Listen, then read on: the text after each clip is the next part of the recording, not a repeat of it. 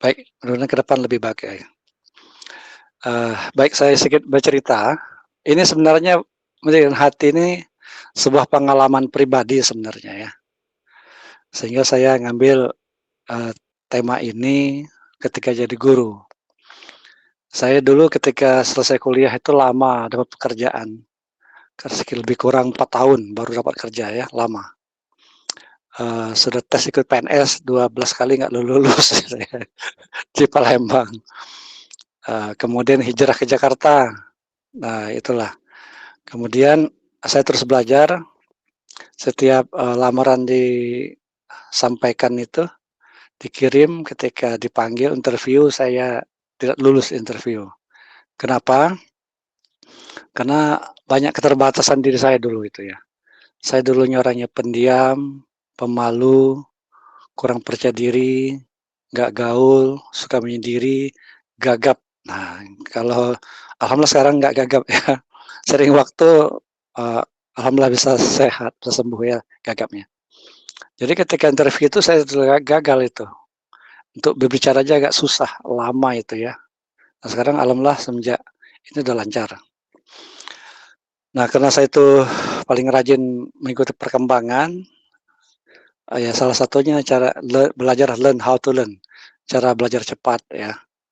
Di antaranya metodenya speed reading, mind mapping, deep question, reading preparation, ada beberapa metode lainnya, detektif, itu metode belajar cepat. Nah kemudian saya coba melamar, kemudian masukkan, eee, pengetahuan itu, skill itu. Singkat cerita diterima. Setelah diterima itu ngajar dapat kelas, 3 IPS, ya. Mungkin sebagian yang di Bekasi tahu itu ya, sekolah Tunas Jaka Sempurna, salah satu sekolah tertua terbesar di Bekasi. Nah, kemudian saya dapat kelas 3 IPS, karena sekolah itu besar, jadi digabung anak-anak yang nakal ini ya, kalau bahasa saya adalah anak-anak yang istimewa. Dikatakan istimewa, tidak semua guru bisa sanggup untuk menghandle-nya, termasuk guru yang senior pun nggak bisa. Nah, saya dikasih kelas itu. Nah, saya masuk pertama itu nggak bisa ngapa-ngapain, hanya duduk saja sampai selesai di depan, di kelas ya. Jadi anak-anak itu bermain, begendang, ya, bercanda, ngobrol. Jadi saya tuh nggak dihiraukan sama sekali saya itu. Di samping juga saya juga suaranya agak kecil waktu itu, nggak keluar bahkan ke dalam suaranya saya itu ya. Nah itulah, pengalaman menjadi guru. Bukan sekali itu, 2 kali begitu juga, minggu ketiga begitu juga. Nah tapi salah satu kelebihan saya adalah terus mencari dan belajar. Nah singkat cerita, karena saya suka baca buku, bertemulah buku yang berjudul Quantum Teaching. Nah di situ ada, kok persis sama yang saya hadapi dengan di buku itu. Jadi di buku itu dikisahkan ada seorang yang anak yang bandel, nakal, suka minggat, suka kabur, singkat ceritalah lengkaplah dia anak itu. Semua label guru ada pada dia. Tapi ada satu guru yang berbeda. Apa kata dia? "Nak, ibu lihat kamu punya potensi. Ibu yakin kelak kau akan menjadi orang sukses. Ibu yakin itu." Nah, sementara stigma, label semua guru sudah disandangkan kepada itu. Tapi anak itu kaget. "Bu, kenapa ibu bilang begitu? Semua guru sudah bisa begitu." Apa kata guru tersebut?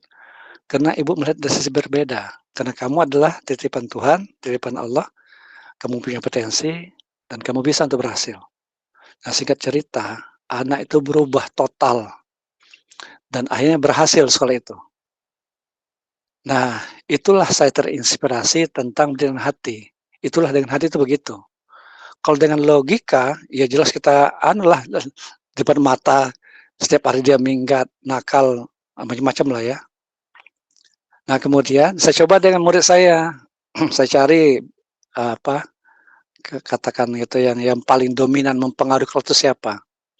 Ketika istirahat, kemudian saya bilang, "Nak, mau kemana?" mau ke kantin, "Boleh Bapak ikut?" "Boleh." Jadi kami ke kantin lah itu ya. Kemudian ke kantin, saya coba gunakan kata-kata itu ya. Ternyata agak mempan juga ya. Saya bilang, "Nak, kamu punya potensi. Apa yang bisa Bapak bantu? Bapak yakin kamu bisa berhasil sekolah ini?" Diam dia kan. Tanya lagi kedua, diam dia kan sambil makan ya. Singkat cerita sampai 11 kali. Ke-12 kali baru dia jawab, ke-12 kalinya. Jadi ke-12 kalinya baru jawab dia. Apa kata dia? "Kami ini Pak," katanya, "nggak ada yang kurang diri kami, cuma satu yang kurang." "Apa?" saya bilang, "kurang?" "Kasih sayang." Orang tua saya itu mampu, minta mobil dikasih mobil, tapi nggak pernah ketemu, jarang ketemu dengan papa dan mama. "Emang kenapa?" saya bilang gitu ya. "Ketika kami bangun tidur, mereka sudah pergi berangkat kerja. Ketika kami pulang ke rumah, mereka belum pulang. Jadi nggak pernah bertemu." Situ saya menangkap, oh anak ini butuh kasih sayang. Nah jadi saya bilang gini, "Udah mulai hari ini biar Bapak saja sebagai orang tua angkatmu, apa yang kamu ya rasakan, silakanlah bercerita." Singkat cerita, berceritalah anak itu tentang mereka itu ya, tentang kehidupan mereka sebelumnya. Dan alhamdulillah dengan izin Allah, seiring waktu berubah anak itu. Jadi rajin, semangat. Nah, satu orang yang berubah mempengaruhi satu kelas itu lainnya. Nah, singkat cerita, selama 3 bulan dengan kondisi saya yang seperti tadi ya, pemalu, gagap segala macam tadi, berubah, berubah. Padahal teman-teman saya guru-guru senior bilang gini, kelas itu paling susah diatur, paling ribut, paling nakal, paling semuanya labelnya negatif semua. Tapi saya juga bersyukur waktu itu saya tidak terpengaruh dengan apa kata orang. Dalam hati saya, kalau pendekatannya beda, pasti hasil beda. Itu keyakinan saya waktu itu. Nah, berubahlah mereka itu. Nah, ketika berubah, sampai singkat cerita, dipanggil saya oleh pimpinan yayasannya. Kata dia gini, "Kamu kan guru baru 3 bulan di sini. Guru-guru lain saja tidak sanggup untuk mengatasi kelas itu. Semuanya mengeluh, bahkan kata mereka udah dipindahkan aja mereka itu." Maka saya jawab, kata pimpinan itu, "Kalau mereka dipindahkan, untuk apa saya bayar Anda?" Benar juga ya. Ya, itulah waktu itu dangkal cara berpikir guru itu ya. Kalau ada masalah murid, bermasalah, berpindah itu kan. Tapi yang namanya swasta kan satu murid itu kan investasi. Karena waktu itu SPP murid kan 300 kalau nggak salah waktu itu ya. Satu orang keluar berapa itu ya. Kalau seandainya satu kelas itu 20, berapa guru bisa digaji dari situ. Nah, udah mulai hari ini kata pimpinan saya, "Kamu tidak perlu lagi ngajar, sekarang tugas kamu adalah mengajar guru-guru yang suka mengeluh." Saya itu dalam hati saya baru selesai masalah anak, sekarang ngajar lagi guru-guru senior, nggak mungkin. Mhm, mhm.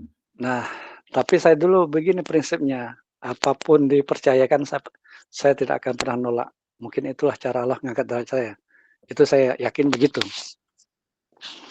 Nah, dipanggillah kepala sekolah supaya saya tidak boleh ngajar lagi, tugasnya untuk mengajar guru yang suka ngeluh.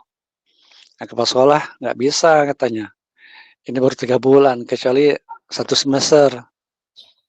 Nah, karena kita akan mencari guru lain, perlu proses, tidak mudah. Singkat cerita saya ngajar cuma 6 bulan. Jadi teman-teman semuanya, dengan segala kerendahan hati, saya tidak maksud mengajar teman-teman guru-guru semuanya yang senior, saya hanya berbagi pengalaman. Jadi saya sebagai guru hanya 6 bulan, itu ceritanya, 6 bulan ya. Mhm. 6 bulan, tapi memang saya itu memang totalitas gitu ya, totalitas, benar, jadi guru yang totalitas. Walaupun honor waktu itu masih kecil, digoda oleh teman, lebih baik kita ngajar kursus saja. Di sini kita cuma honor 500.000 sebulan, tapi kalau kita ngasih apa, privat itu 1,2 hanya 8 kali. Saya bilang, "Tidak, saya ingin tetap jadi guru." Nah itulah, dari situlah saya mencoba untuk merenungkan kembali apa yang saya pengalaman tadi dari buku dan saya praktekkan. Ternyata hasil luar biasa. Nah, saya waktu itu belum belum branding, belum menyimpulkan ini dengan hati, tidak. Nah, ketika saya ditanya oleh pimpinan, baru saya ngomong, "Bagaimana kamu mendidik mereka itu? Kok kumpulan anak-anak bandel, anak nakal, anak yang luar biasa kamu bisa?" Saya bilang, "Saya mendidik dengan hati." Nah, tanya lagi dia, "Bagaimana saya mendidik dengan hati?" Saya bilang gini, mendidik dengan hati itu adalah adanya kasih sayang yang tulus dari hati kita. Jangan lihat mereka sebagai manusia. Jangan lihat dia dari suku mana, agama apa, tapi lihatlah mereka sebagai hamba Allah, lihatlah mereka sebagai umat Muhammad. Maka dari situ hati kita akan tersentuh, kesadaran kita akan terbangun, sehingga akan ada tarikan hati kita untuk dapat mendidik mereka. Nah, kalau gitu katanya udah mulai hari ini kamu jadi koordinator guru-guru agama. Karena guru agama itu karena sekolah itu besar ya, ada 5.000 peserta. Jadi guru agama saja ada 11 orang. Jadi saya diminta koordinatornya. Saya dalam hati saya nggak mungkin ya, dalam hati ini ya. Tapi nolak juga saya nggak mau nolak. Nah, mana tahu ini jawaban doa saya itu kan. Setiap orang kan berdoa ingin terbaik. Saya penuhi, saya juga nggak tahu apa yang bisa lakukan. Tapi saya suruh saya lakukan dengan cepat itu ya. Kalau disuruh umpamanya 3 hari, saya buat 1 hari. Nah, itu cara saya bekerja. Akhirnya dapat kepercayaan. 3 bulan jadi guru, jadi koordinator guru, akhirnya naik ke litbang. Ya, litbang juga orang-orang senior ya, orang-orang dosen, para pensiunan dari dinas pendidikan, macam-macam ya. Saya cuman ya anak muda yang baru saat itu yang juga gagap, masih segala macam kekurangan. Tapi saya nurut aja disuruh. Tapi saya banyak tanya apa mesti saya lakukan. Tapi di Libang saya 6 bulan bertahan, tuh naik lagi saya tuh ke think tank. Nah, think tank inilah sampai berapa tahun saya itu ya. Think tank itu adalah saya juga nggak tahu think tank itu, saya nggak ngerti bahasa Inggris ya. Akhirnya saya mohon dengan Allah, "Ya Allah, tolong tunjukkan apa arti think tank." Saya nggak kepikir untuk kayak kamus, apalagi cari Google, dulu nggak ada HP dulu ya. Nah, akhirnya saya mohon dengan Allah, hatinya tergerak untuk ke salah satu toko buku, kemudian tergerak hati saya untuk ngambil buku di sebuah rak, saya buka, ya, tengah-tengah buku itu ada think tank itu ya. Oh, ini think tank itu. Di situ dijelaskan think tank itu adalah adanya di perusahaan-perusahaan besar, diduduki oleh orang-orang senior yang banyak pengalaman, yang bisa memprediksi perkembangan 30 sampai 5 tahun ke depan. Situ saya terenyuh ya, terenyak ya. Segitunya pimpinan saya itu melihat saya. Nah, akhirnya saya sungguh belajar, itulah ceritanya. Jadi saya mohon maaf, hanya 6 bulan jadi guru ya. Itu jadi guru. Kemudian, seiring waktu, saya juga dulu saya suka berbagi ceritanya. Saya suka berbagi ke mana-mana, saya mendalami tentang hati ini, jadi semua topik itu saya dengan hati. Misalnya tadi sebutkan kalau mendidik dengan hati, kalau terapi, terapi dengan hati. Nah, terapi inilah saya bisa jadi dosen itu. Akhirnya saya diundang di sebuah rumah sakit haji Jakarta, Pondok Gede, untuk ngasih terapi dengan hati. Nah, kemudian ternyata pesertanya luar biasa banyak, salah satunya adalah dekan Fakultas Kedokteran, Muhammadiyah Jakarta. Setelah saya ngasih materi itu, saya disamperin ke depan, dia bilang, "Saya minta saya ngajar S1, S2." Saya bilang, "Saya Pak S1 Pak, masa ngajar S2?" "Enggak," katanya, "kamu ngajar yang ini materinya." Nah, itu cerita saya. Jadi saya dosen. Nah, tapi cuma bertahan 5 tahun. Kenapa 5 tahun? Nah, karena saya keliling Indonesia dan juga kadang diundang ke Malaysia, ya maka nggak bisa memenuhi syarat itu untuk hadir. Karena saya rapel itu kalau kuliah itu. Karena saya keliling nggak bisa, jadi 2, 3 hari dari pagi sampai sore itu ya, kuliahnya itu ya.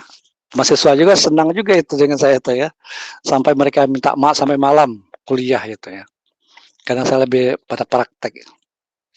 Itu sekilas tentang mendidik hati. Jadi mendidik hati itu adalah mendidik dengan kasih sayang yang tulus, yang keluar dari hati, yang disampaikan dengan ikhlas, dengan penuh cinta, dengan kelembutan. Seperti itulah, itu mendidik hati. Nah, saya akan sampaikan kesempatan ini ada 4 ya. Kalau slide-nya panjang sekali ya, saya langsung aja. Nanti kalau minta slide-nya nanti saya kirim ke grup, nanti silakan ya. Mendidik hati itu yang pertama adalah berkomunikasi dengan bahasa hati. Nah, berkomunikasi bahasa hati. Sekarang saya kasih tantangan dengan Bapak Ibu. Apakah sudah mendidik hati apa belum gitu ya. Contoh, mungkin Bapak Ibu sebagai guru pernah atau bagi orang tua pernah anak didiknya terlambat. Anaknya terlambat ya. Mungkin pernah mengalami seperti itu. Pertanyaan saya adalah apa yang ditanyakan, apa yang dilakukan? Nah, silakan. Kita interaktif ya. Ini gaya trainer ini ya. Kalau Iya, dosen itu ceramah gitu ya. Ini enggak interaktif. Apa yang Ibu tanyakan atau komunikasikan ketika anak itu terlambat seperti apa? Silakan.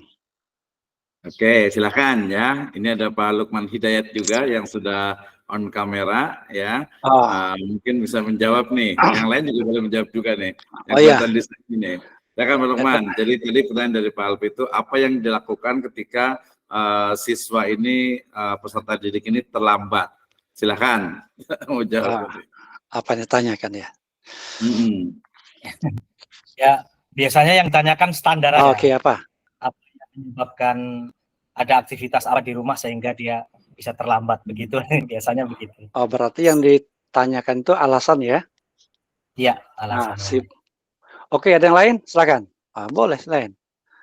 Kita interaktif, karena ini ilmu praktek sebabnya ya. Ya, silakan yang lain. Pak Solehudin, silakan suaranya. Assalamualaikum, Bapak. Waalaikumsalam, Fadal, Salam silakan. wabarakatuh. Saya Solihuddin dari Prodi Manajemen Institut Nusakinah. Oh, Jadi yang sering kami tanyakan kalau kepada anak-anak, kenapa kalau dia sedang terlambat, kalau kita sedang di kelas kan, dari mana saja. Padahal kan sudah fail. Itu yang sering kami tanyakan kalau di sini pribadi, Pak. iya, iya. Oke, bagus. Ada yang lain lagi? Tetap alasan juga, gitu ya. Dicari alasannya ya. Yang lain silakan. Ibu Pupun mungkin mau jawab. Pak Ahmad Fatoni silakan. Sama Pak, kurang lebih menanyakan alasannya kenapa hari ini terlambat, seperti itu. Oh. Padahal sudah tahu dia terlambat ya, masih tanyakan lagi gitu ya. Bener. Iya, bener-bener. Ya, berarti kurang cerdas gurunya ya. Padahal sudah tahu terlambat, bertanya terlambat lagi ya. Oke. Ada yang lain? Menghukum, Pak. Ya, silakan. Ya, silakan mau tanya lagi. Ya, kalau ngajar juga sama Pak Alvin nih. Biasa kalau mahasiswa terlambat saya bilang, "Kenapa terlambat?" gitu kan ya. Kan udah tahu jadwalnya. Iya, Harus iya. waktu gitu kan biasa mahasiswa. Gimana? Silakan Pak Alvi. Oke, baik. Nah, apa yang teman-teman tanyakan itu adalah pendekatan logika. Logika itu selalu minta alasan, itu logika. Dan alasannya itu, jawaban ayat itu semuanya benar secara logika. Mungkin katanya tadi kesiangan, masuk akal. Mungkin katanya tadi umpamanya, macet, itu masuk akal. Semua yang disampaikan dengan logika, semuanya masuk akal.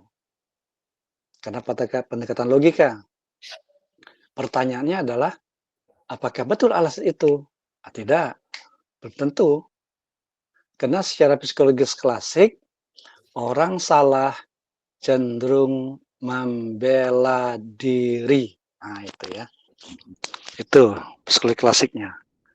Jadi dia mencari alasan-alasan yang bisa tidak kena hukuman. Itulah sifat dasar manusia secara psikologis klasik.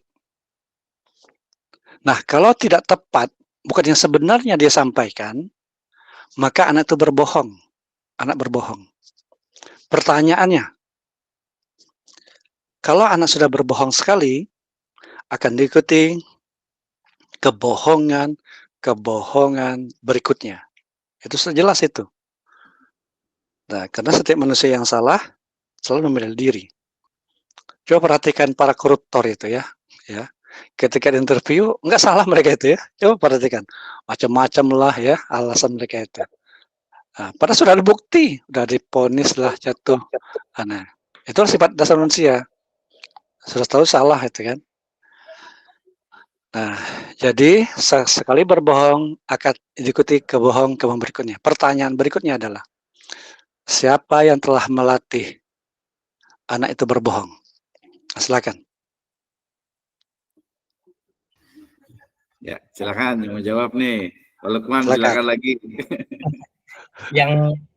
Yang melatih dia berbohong itu memang ketika kondisi dia tertekan, dia dalam situasi tertekan, dia berusaha membela diri tadi, Pak. Jadi dia berusaha berbohong. Dia membela diri cara berbohong.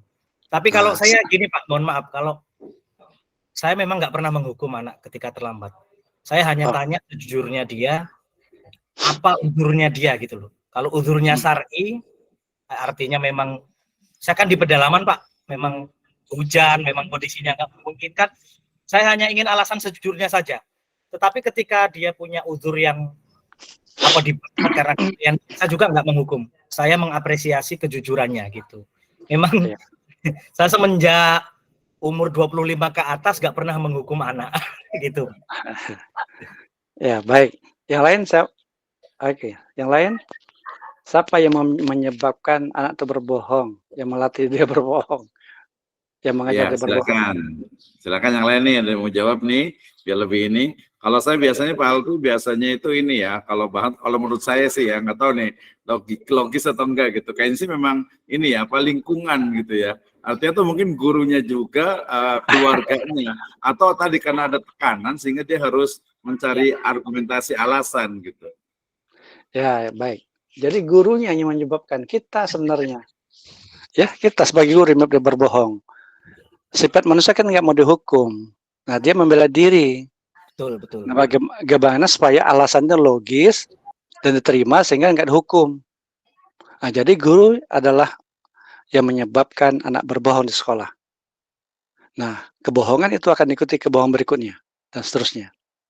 Nah, oke. Itu pendidikan logika. Kedua, nggak mempan logika, artinya besok dia lagi terlambat. Ujung-ujungnya apa? Kesel juga kita ya. Kesel juga. Guru tuh kesel. Kemudian ini alasannya. Berikutnya itu lagi alasan, macam-macam lah alasannya. Nah, kesel kita. Kalau kesel, dihukum anak itu. Ingat, anak sekarang ini tidak suka dihukum. Kalau anak dihukum, dia nggak suka dengan gurunya. Kalau tidak suka dengan gurunya, maka dia malas belajar. Nah, pertanyaannya adalah, yang menyebabkan anak malas belajar siapa? Gurunya lagi, Pak ya. Gurunya lagi ya. Iya. Kalau anak sudah suka nggak belajar, jangan salahkan mereka. Kenapa dia nggak belajar? Kenapa kamu nggak belajar? Jangan salahkan mereka. Kita yang salah. Ngajarnya nggak asik gitu, Pak ya. Iya. Nah, itu pendekatan emosi, kesel tadi ayah dukung. Nah, itu pertanyaan. Boleh dibuktikan ini ya, boleh dibuktikan. Maka ini lebih praktek sebenarnya ya. Bagaimana dengan hati? Ini dengan hati. Nah, ya, saya lakukan tadi ya. Saya cuma 1 kali ngomong dengan anak itu, 1 kelas bisa berubah, bayangkan ya. Nah, jadi anak ketika terlambat nggak usah ditanya ya, tentang kenapa terlambat, karena sudah tahu kita terlambat ya. Nah, kita ajak duduk. Nah, kalau bisa duduknya jangan berhadapan, kayak apa polisi ya, mengintegrasi apa namanya itu ya, eee, nah jadi di samping kita, di samping. Jadi begini komunikasi dengan hati itu, nggak ada muatan emosi itu. "Nak, apa kabar Bapak Ibu di rumah, Nak?" "Alhamdulillah Bapak sehat, Ibu sehat." Ah, berarti nggak ada masalah di keluarga ini, nggak ada masalah ya, nggak ada masalah. Oke, sebenarnya Bapak perhatikan kamu tuh punya potensi, suatu saat kau akan berhasil, Bapak yakin itu. Salah satu Nak, orang berhasil itu adalah disiplin, dan Bapak yakin kamu bisa. Bisa kan? Ah, diam Anak tuh kan. Tegaskan lagi, Bapak yakin bisa kan? Ah, diam Anak tuh ya. Benar kan? Bapak yakin kamu bisa? Baru dia ngangguk. Nah, ketika dia ngangguk, berarti dia ada persetujuan. Bagaimana ketika anak salah tidak disalahkan? Nah, itu dengan hati itu. Tapi dia sadar itu salah. Dia sadar dia menyesal. Bapak doakan, baru titip dengan doa. Bapak doakan kalau kamu terwujud cita-cita yang kamu impikan sehingga dapat bahagia bagi orang tua. Nah, kemudian titip pesan dengan dia, "Nak, kalau nanti pulang ya, titip salam dengan orang tuamu. Bapak senang dengan kamu. Pasti orang tua kamu didik anak yang baik. Suatu saat Bapak akan silaturahmi ke sekolah ke orang tuamu." Nah, anak mikir kan, kalau silaturahmi nanti takut dilaporkan. Oleh karena itu dia berubah. Apa yang terjadi Bapak Ibu? Anak itu berubah, besoknya terlambat lagi. Nah, itulah dengan hati itu. Nah, tapi saran saya, ketika nanti ada waktu, jangan hanya ngomong doang kita ya. Nanti sampai orang tuamu suatu saat Bapak akan mampir silaturahmi ke rumahmu. Jangan ngomong doang, itu harus dibuktikan. Nah, itu selesai ya masalah itu. Alhamdulillah dengan 1 kali pendekatan anak berubah, besok nggak lagi terlambat. Itu yang saya buktikan. Dan ini juga yang saya berikan pelatihan-pelatihan itu begitu. Nah, kemudian ketika ada waktu ke rumah nanti memang benar-benar sengaja datang kita ke sana itu. Anak itu paling senang kalau didatangi, ada kebanggaan pribadinya. Ah, karena ini kita akan mendidik. Nah, kemudian ketika datang, ada 2 kemungkinan. Apakah anak itu ada di rumah, apakah tidak? Ya. Katakan kita ambil positifnya anak tadi di rumah. Ketika anak di rumah, kita tidak bicara tentang sekolah, ya. Kita bicarakan tentang apa? Perilaku anak itu. Jadi kita silaturahmi dengan orang tuanya, "Alhamdulillah saya bisa silaturahmi di sini. Saya bangga jadi gurunya Ananda. Anda ini orang anak yang baik dan saya punya keyakinan bahwa ke depan ini akan berhasil dalam cita-citanya." Kesejuk hati anak itu. Bukan kita memberikan laporan, "Anak itu pernah terlambat." Enggak. "Anak ini" enggak seperti itu. Nah, seperti itu yang kita sampaikan. Itu akan tertanam kuat dalam kesadaran dia, akan menghargai kita, akan nurut dengan kita di sekolah. Nah, itu yang pertama. Yang kedua, katakan dia tidak ada di rumah, yang ada orang tuanya saja, ya, atau keluarganya. Nah, ketika kita ke orang tuanya, gitu juga sama juga. "Alhamdulillah saya bisa silaturahmi sini, saya lewat dekat sini, alhamdulillah bisa mampir. Saya ingin tahu, rumah Ananda yang bernama ini, ternyata alhamdulillah saya bertemu dengan orang tuanya. Saya senang sekali bertemu orang tua.